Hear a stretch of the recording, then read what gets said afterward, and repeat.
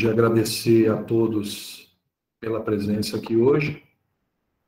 E hoje eu vou apresentar mais um webinário da Synapse Biotecnologia.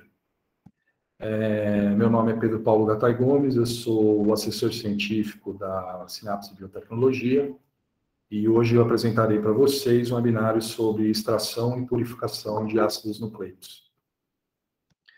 Bom, inicialmente, a gente pode pensar, mas por que realizar a extração de ácidos nucleicos em amostras biológicas, Bom, basicamente, todos os materiais biológicos, sejam eles músculos, ossos, plantas, saliva, urina, sangue, pele e outros constituintes dos organismos vivos, possuem DNA em o RNA, os ácidos nucleicos em sua constituição, dentro de suas células, Então, esse ácido nucleico, ele se encontra dentro do núcleo, dentro da célula, enovelado em cromossomos, o DNA. Então, a extração, ela é realizada para poder, você poder ter essa amostra disponível para poder realizar experimentos para analisar esse DNA ou esse RNA, ou esse ácido nucleico. E de que forma isso é feito? Existem alguns métodos de extração, e sendo as técnicas mais comuns para se extrair ou concentrar essa amostra, a extração líquido-líquido, a extração em fase sólida, a extração com fluido supercrítico e extração com membranas sólidas.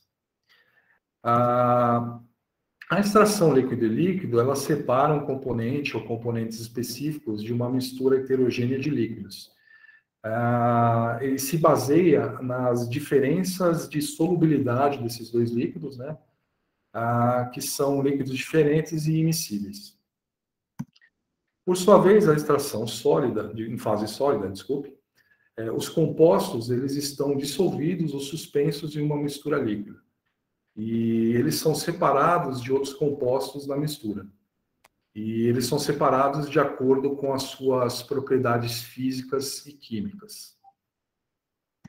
A extração de fluido supercrítico ele é um processo que utiliza, como o próprio nome diz, fluidos supercríticos, que nada mais são do que fluidos que estejam a uma temperatura acima da temperatura crítica e pressão crítica, ou seja, aquela temperatura ou pressão que faz ele mudar de estado, ok? É uma extração usualmente usada com matriz sólida, mas pode também utilizar líquidos. Então, eu vou começar a contar para vocês uma historinha, um pouco do contexto histórico, de como foram descobertos os ácidos nucleicos, Então, inicialmente, em 1868, Johann Miescher, um bioquímico suíço, foi quem descobriu inicialmente a molécula de DNA. E ele descobriu a molécula de DNA realizando estudos em pus de feridas, onde ele observou a presença de um composto que tinha natureza ácida e que era desconhecido até o momento. Esse composto ele era rico em fósforo e nitrogênio e ele era desprovido de enxofre e resistente à ação da pepsina. Ele deu o nome desse composto de nucleína. Depois, em 1880, Albrecht Kossel realizou pesquisa com a nucleína, e ele demonstrou em sua pesquisa que a nucleína possuía bases nitrogenadas. Por conta dessa pesquisa, o Albrecht Kossel foi laureado com o Nobel de Química. Depois, em 1889, Richard Altman encontrou que a nucleína tem natureza ácida em suas pesquisas, Mais para frente, Phoebus Levine e Walter Jacobs, em 1912, encontraram que os ácidos nucleicos encontram-se na forma de polinucleotídeos no DNA, ou seja, uma cadeia sequencial e repetida de nucleotídeos ligados entre si. Depois, em 1928, Frederick Griffith realizou estudos com bactérias relacionadas à pneumonia, onde ele utilizou 2 cepas, basicamente, de bactérias, a que ele chamou de cepa R, que seria rugosa, que teria um aspecto rugoso, e as bactérias da cepa S, de smooth, né, de lisas, que se tornavam virulentas. Então, nesse experimento, ele colocava as bactérias R, que era não virulenta, num rato, e esse rato vivia. Quando ele introduzia as bactérias S nos ratos, os ratos morriam. E aí ele misturou a amostra de vírus aquecido, né, do vírus S, da bactéria S, aquecida, né, junto com a cepa R. E aí ele colocou nos ratos essa mistura e ele observou que as bactérias R, que não eram virulentas, né, elas levavam a óbito os ratos. Então ele chegou à conclusão que as bactérias possuem um princípio transformante, né? Esse princípio transformante nada mais é do que a informação genética dessas bactérias, né? Que foram transformadas, né? O princípio transformante transformou as outras bactérias em virulentas. Então, os cientistas eles sabiam da existência do DNA, mas não sabiam a sua função. Então, em 1944, Oswald Avery disse que o DNA é uma molécula que contém as informações hereditárias. E ele chegou à conclusão, as suas conclusões, a partir de testes com Streptococcus pneumoniae, que é também a bactéria da pneumonia. Por sua vez, em 1952, a Rosalind Franklin, um de seus alunos de doutorado, realizou a foto 51, a tão famosa foto 51, que é uma foto de difração, obtida a partir da técnica de difração de raio-x, onde foi possível vislumbrar naquele momento como que teria a característica desse material genético, esse material desses ácidos nucleicos dentro da célula, né? E aí, a partir desse achado, né, dessa foto, Francis Crick e James Watson, em 1953, eles desenvolveram um modelo de dupla fita de DNA. A estrutura do DNA, como no modelo do Watson e Crick, é dito ser uma hélice de dupla fita antiparalela para a direita.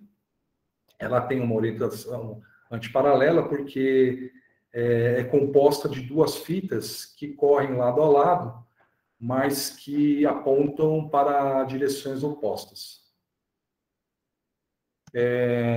E o que são os ácidos nucleicos, né? A gente está no título do nosso webinário. Os ácidos nucleicos, então, eles são as biomoléculas mais importantes no organismo e estão relacionadas com controle celular e informação genética. Na biologia molecular, é um procedimento muito realizado envolvendo esses ácidos e a extração dos ácidos nucleicos, né? E as razões para se realizar essa extração são várias. Por exemplo, determinação precisa de todos os detalhes genéticos de uma pessoa, a identificação de uma pessoa a partir do seu DNA, né, do seu material genético, combate de problemas de saúde considerados genéticos, e também comprovação de paternidade, por exemplo. Então, os ácidos nucleicos, né, o material genético, a gente encontra basicamente, principalmente, duas diferenças, né, o RNA e o DNA. O DNA é aquele que contém os genes. Ele é formado, como naquele modelo de Watson e Crick, por uma dupla fita antiparalela, né, contendo ácidos nucleicos, adenina, guanina, citosina e timina. O RNA, por sua vez, que é um constituinte também da carga genética do indivíduo, né? É uma fita única, também contendo ácidos nucleicos, mas aqui é importante frisar que no RNA, diferentemente do DNA, você não tem a timina, você tem, no lugar da timina, você tem a uracilo, que é um outro nucleotídeo. Mas como que é feito, né, a extração dos ácidos nucleicos? Então, em linhas gerais, essa extração dos ácidos nucleicos ela ocorre em 4 etapas. Primeiramente, é feita uma lise celular, que serve para expor o material genético. Como eu falei para vocês anteriormente, né, vocês observaram que o DNA ele se encontra dentro do núcleo, né, enovelado nos cromossomos. Então, ele precisa ser exposto. E para ser exposto, precisa ocorrer uma lise celular, porque você precisa romper a membrana celular, precisa romper a membrana do núcleo, né? E para isso você precisa realizar essa lise celular primeiramente. Depois disso, né, depois de rompido a célula, a gente tem um passo chamado de desproteinização, que serve para remover proteínas. Então, ele remove constituintes que não são do interesse, já que você tem o intuito de extrair ácidos nucleicos, né, que seriam ou DNA ou RNA, não faz sentido você manter a proteína. Além disso, né, existem proteínas como enzimas, né, enzimas normalmente são proteínas, que podem induzir alteração nos seus resultados de análise. Então, é importante você realizar essa separação, essa desproteinização por conta disso. Depois, um terceiro passo é realizar, então, uma precipitação, que nada mais é que a concentração do ácido nucleico, né? Você concentra esse ácido nucleico num pellet. Esse pellet ele vai ser ressuspendido depois, então, na quarta etapa, que é chamada de reidratação, que é a ressuspensão ou do DNA ou do RNA. A lise celular, como eu falei para vocês, ela é o rompimento das membranas celulares e ela ocorre com a utilização de detergentes, como o SDS. Ela deve ser feita também, realizada com um pH apropriado para não degradar o material genético que está sendo utilizado. Nessa fase, também é comum utilizar o EDTA, que serve para retirar íons bivalentes. Isso é importante porque quando você extrai o DNA, né, o RNA, você também extrai junto enzimas, como eu falei para vocês. E essas enzimas, como a DNase, por exemplo, a RNase, elas utilizam íons bivalentes, magnésio, por exemplo. Né? E por esse motivo, é importante você utilizar o EDTA nesse procedimento, nessa etapa, para poder retirar esses íons bivalentes, porque o EDTA ele é conhecido como um agente quelante. Né? Ele é sequestrador de íons, chamado de sequestrador de íons. A purificação, que também é chamada de desproteinização, que seria a segunda etapa, né? Essa fase ela é feita adicionando várias vezes uma protease, que é uma enzima que degrada proteínas, ou com adição de solventes orgânicos seguido de centrifugação. Os solventes mais comuns são o trisol, o fenol e o cloroformo. Aqui nessa figura a gente observa um tubo sendo segurado com esses componentes, tá? A terceira etapa, que seria a precipitação, né? Ela é a etapa em que o DNA ou o RNA ele é separado do restante dos componentes celulares e para a precipitação do DNA, por exemplo, utiliza-se etanol ou isopropanol a 4 graus. O DNA ele é insolúvel em álcool e se torna menos denso do que a solução aquosa obtida. Dessa forma, o DNA ele precipita. Né? Então, o etanol, ele induz a transição estrutural nas moléculas do ácido nucleico, fazendo-as se agregarem, com consequente precipitação, como eu disse. Além de concentrar o DNA, ele ainda ajuda a remover resíduos de fenol e de clorofórmio presentes na amostra, que podem ser contaminantes que podem atrapalhar as reações, né? As reações que você for realizar posteriormente para a análise dessa amostra. E por último, né, a gente tem a fase de reidratação, ou ressuspensão, né, onde ocorre a suspensão do DNA. E nessa fase a gente pode utilizar, por exemplo, a água ultrapura, que é livre de contaminantes como a DNase, e também, ou então, né, o tampão TE, que também é muito comum de ser usado, ou ainda o hidróxido de sódio, a 8 milimolar. Essa ressuspensão, né, ela, aqui é importante frisar que a gente tem uma diferença entre ressuspender e eluir, né? Ressuspender é o ato de você colocar as células ou partículas em suspensão em um fluido novamente, né? Enquanto a eluição é um processo onde você extrai o material de outro por lavagem com um solvente. Então, eu falei para vocês que é possível a gente ressuspender esse ácido nucleico em água ou em tampão PE, por exemplo, né? E quando a gente deve escolher ou um ou o outro, né? Como que a gente faz para escolher isso? Então, o tampão TE, ele é a soma de dois compostos químicos, que seria o tris, que é um agente tamponante, que realiza o tamponamento da reação, e o EDTA, que, como eu disse para vocês anteriormente, é um quelante de íons bivalentes. Ele serve para retirar íons bivalentes da reação, a fim de não ter ativação de enzimas como a DNase, por exemplo.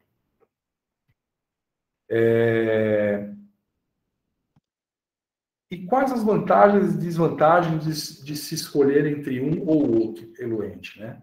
Então, o tampão TE, ele tem como vantagem que ele mantém a amostra estável por mais tempo. Agora, a desvantagem do tampão TE é que ele pode interferir em reações que utilizam a DNA polimerase ou outras enzimas. A água, por sua vez, ela tem como vantagem, ela não interfere nas reações que utilizam DNA polimerase ou outras enzimas. E a desvantagem da utilização da água na ressuspensão da amostra seria que amostras ressuspendidas em água, elas tendem a ter uma menor estabilidade no longo prazo. Então, aqui nessa tabela, né, a gente tenta fazer uma forma de mostrar como você pode decidir entre eluir entre água ou em tampão, né?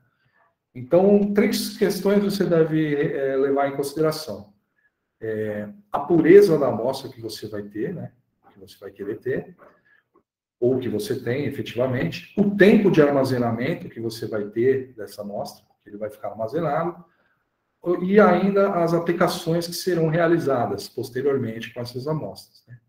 Então, por exemplo, se você tiver uma aplicação que demanda muita precisão, mas o seu tempo de armazenamento vai ser de semanas a poucos meses, então você pode eluir a amostra do ácido nucleico em água. Enquanto que, se você tiver ainda uma aplicação com muita precisão, né, for fazer uma aplicação com muita precisão, mas precisar de um tempo de armazenamento de vários meses, assim, próximo a um ano ou anos, então é indicado utilizar uma solução chamada de Low TE. O que seria o Low TE? O Low TE, o baixo EDTA, né, na reação, no tampão, é uma reação que normalmente utiliza o TE numa concentração 10 vezes menos concentrado do que a concentração de tampão TE normal. Essa é uma forma de você tentar diminuir o efeito do TE sobre os agentes da sua reação, sobre a sua DNA polimerase, por exemplo. Uma aplicação que demanda pouca precisão e você vai armazenar ela por semanas ou por poucos meses, então é indicado você utilizar o TE. Enquanto que numa reação que também demanda pouca precisão, né, numa aplicação que demanda pouca precisão, mas o tempo de amostra, o tempo de armazenamento vai ser por meses ou anos, próximo a um ano ou anos, né? Você também pode utilizar o TE, já que a aplicação demanda pouca precisão, não é nada muito preciso. E então aplicações, né, já que eu falei de precisão de aplicações, que seriam aplicações que demandam pouca precisão. Aplicações que demandam pouca precisão seria o PCR comum, o qPCR qualitativo e não quantitativo, tá? O endpoint, a digestão por enzimas de restrição, por exemplo. Agora, aplicações que podem demandar precisão seriam aplicações como sequenciamento de sangue, análise de fragmento, NGS e microarray, por exemplo. Para esses tipos de aplicações, ainda é indicado você realizar uma purificação da amostra. Tá? O TE, para ressuspender o DNA, normalmente é utilizado 10 milimolar de tris, 1 milimolar de EDTA e um pH de 8.0. Então, para você realizar a extração de uma forma mais, como eu vou dizer, mais precisa, né?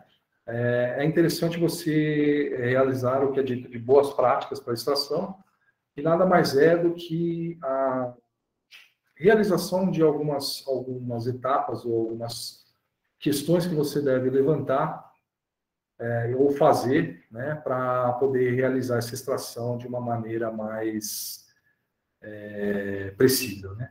Então, você sempre deve utilizar os EPIs, né, os equipamentos de proteção individual adequados, como jaleco, óculos e luvas. Eu mesmo, no laboratório, já cheguei a ver pesquisador realizando esse tipo de experimento sem luva, por exemplo. Então, não é indicado. Você pode contaminar a amostra, por exemplo, então não é indicado. Não usar componentes danificados, porque os componentes danificados eles podem gerar um baixo rendimento, né, na sua análise, ou mesmo na extração. Sempre trocar as ponteiras, isso com a finalidade de evitar contaminação cruzada, então, também para não misturar os reagentes, não contaminar, por exemplo, o estoque do seu reagente, também é importante, e, inclusive, também não contaminar o estoque da sua solução de extração, né? Porque se você tem um estoque, uma solução mãe dessa extração, se você contaminar ela, você não consegue fazer posteriores análises a partir dela, você tem que extrair de novo. Então, para evitar esse tipo de problema, sempre trocar as ponteiras. Fazer a centrifugação em temperatura ambiente, não misturar componentes ou reagentes de kits diferentes, evitar contaminação microbiana, dos reagentes. Por isso é importante e recomendado trabalhar sempre numa câmara de fluxo laminar. O que mais? E por último, seguir sempre as normas de segurança regulamentadas, porque principalmente se você estiver trabalhando com resíduos e amostras de material infeccioso. Bom, como vírus, por exemplo, né? Em relação à purificação, eu não comentei muito nesse webinário de hoje, porque esse vai ser o assunto de nosso próximo webinário. A purificação eu vou entrar em maiores detalhes no nosso próximo webinário. Mas, de antemão, eu gostaria de falar para vocês que nós, da Synapse Biotecnologia, nós comercializamos diversos kits e reagentes, né? Da Beckman Coulter, que é uma de nossas representadas, que auxiliam o pesquisador ao quem estiver interessado em realizar a purificação da amostra e mesmo a extração de ácidos nucleicos. Esses daqui são alguns de nossas empresas representadas, né, que possuem diversos produtos na área de biologia molecular, inclusive produtos que podem ser utilizados tanto com extração e purificação, quanto com o processo de análise desses ácidos nucleicos. E é isso, pessoal. Por hoje foi essa apresentação que eu tinha para fazer para vocês. Eu estou à disposição para perguntas, tá? Se vocês tiverem alguma pergunta e eu puder responder, eu estou disponível aqui. Obrigado a todos pela presença.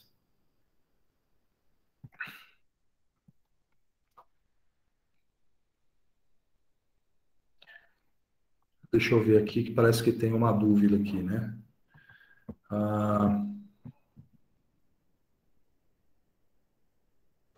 Olá, Pedro, eu vou falando um pouquinho. Deixa eu só comentar um detalhe para o pessoal. Olá, gente, tudo bom? Deixa eu comentar um detalhe. Nós temos eu vou deixar aqui no chat, nós temos um voucherzinho para quem assistiu à palestra.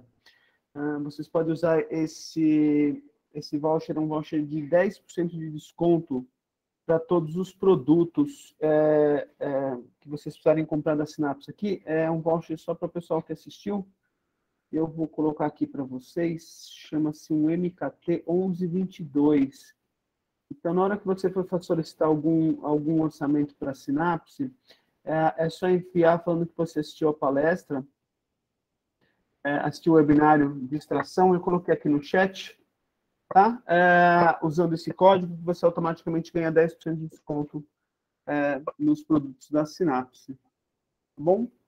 Bom, vamos lá para algumas perguntas.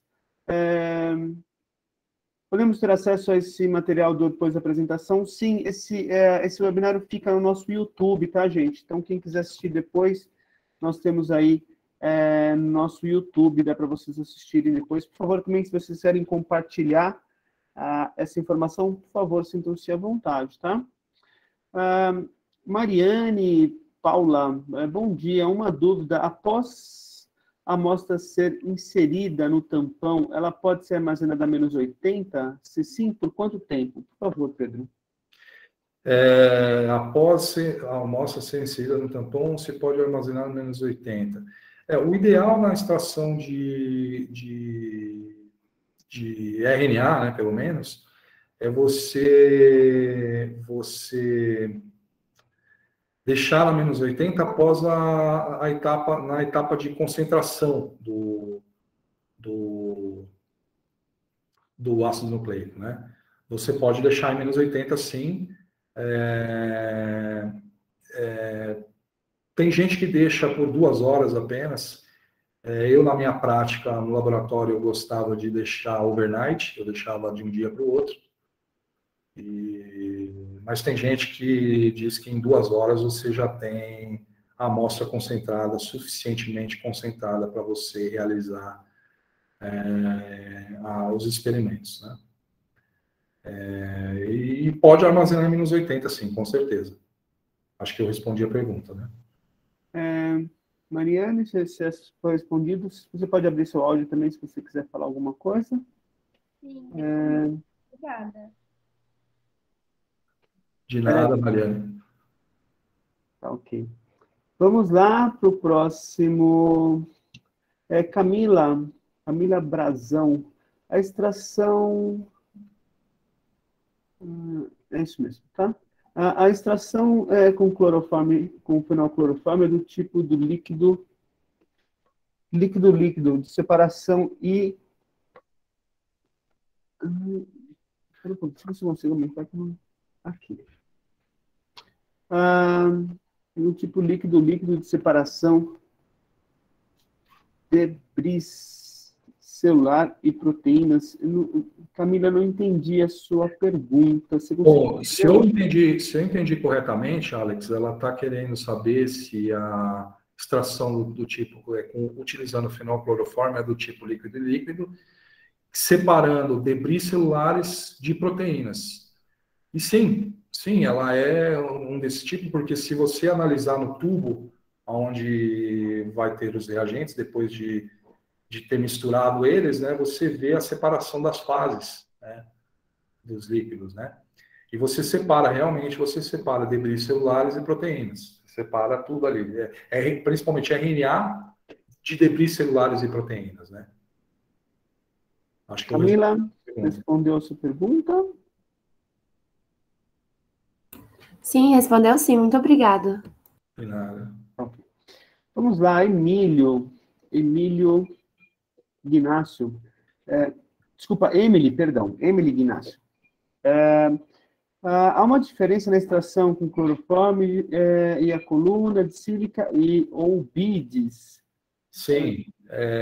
A extração por BIDs, ela é mais precisa, eu digo assim, ela deixa uma amostra mais pura, né? Se comparado com a coluna de sílica, porque a de BIDs, você seleciona exatamente o que você quer. A de sílica, ela ainda deixa passar pequenos... por exemplo, se você quer separar o DNA do resto, né, do restante, a BID é mais indicada, tá? Do que a sílica nesse sentido. Agora, por exemplo, na questão de quando você vai extrair microRNA, por exemplo, é utilizado normalmente a sílica, né, a coluna de sílica. Mas quando você faz essa separação com a coluna de sílica, você pode até observar no protocolo do kit, ele vai estar falando geralmente que você vai estar separando o RNA total, e não só o RNA, o microRNA.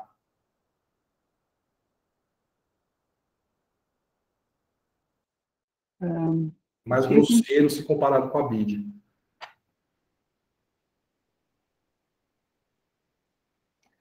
Ok, gente, tem alguém com mais alguma pergunta?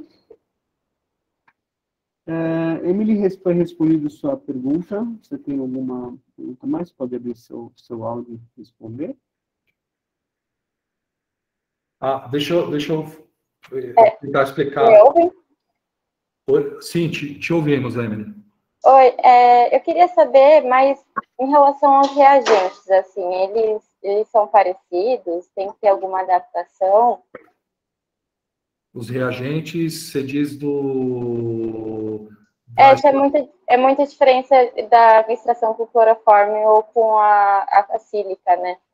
Não, a sílica ela é basicamente um filtro, tá?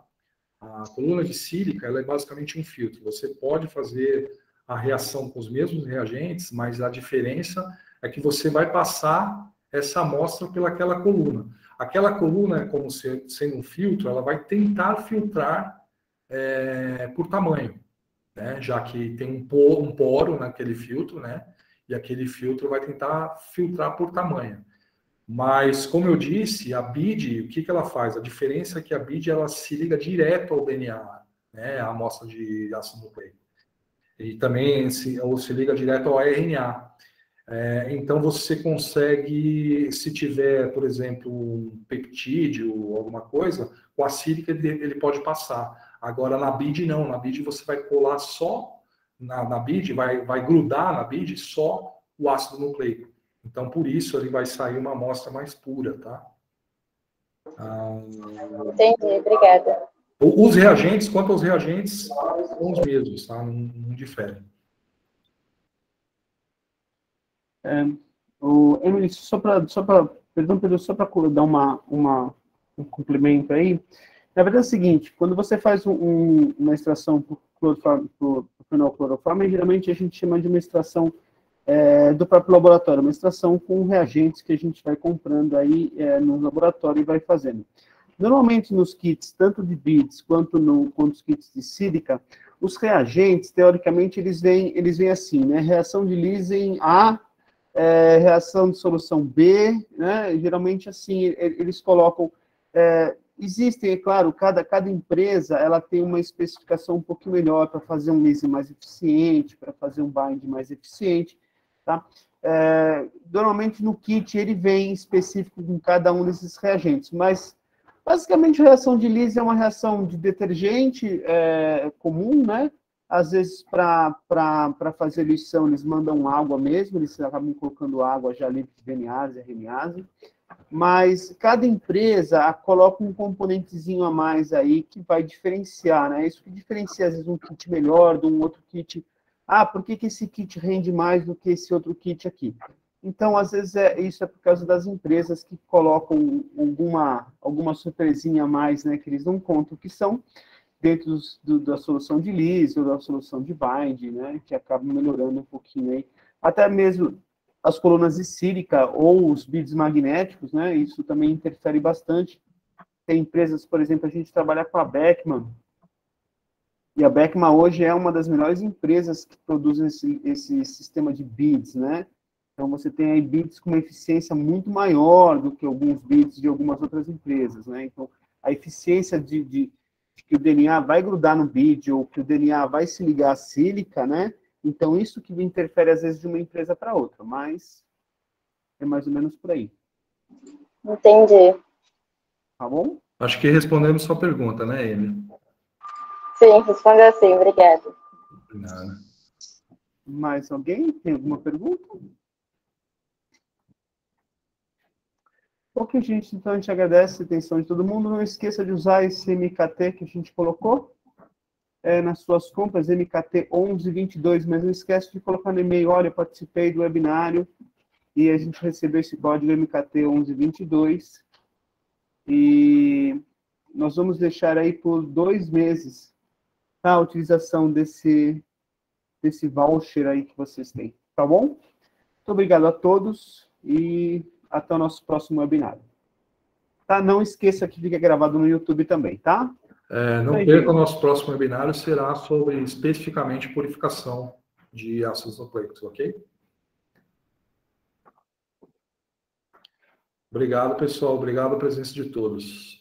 Até a próxima. Alex, eles estão perguntando sobre lista de chamada. A Núbia respondeu aqui. Obrigado, pessoal.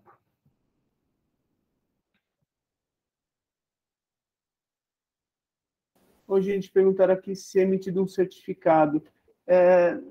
Na verdade, a gente pode emitir um certificado de que vocês assistiram o webinário, sim, é possível. A gente põe um certificado de... Só enviem esse pedido para o Pedro, pedro@sinapsebiotecnologia.com.br, e ele pode emitir esse certificado, sim. Tá bom? Mais alguma pergunta, pessoal?